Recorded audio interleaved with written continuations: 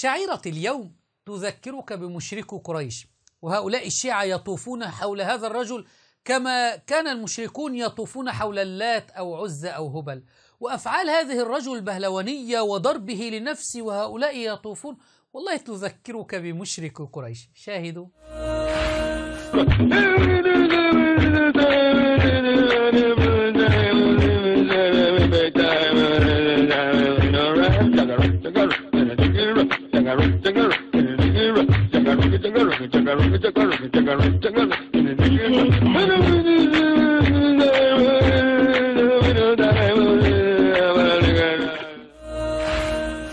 والله إن أمثال هؤلاء شوهوا الإسلام والمسلمين، لذلك وجب على عقلاء الشيعة ألا يستمعوا ولا يقبلوا مثل هذه التصرفات من قبل هؤلاء أو من قبل المعممين. يا عقلاء الشيعة، أين أنتم من هذه الشعائر؟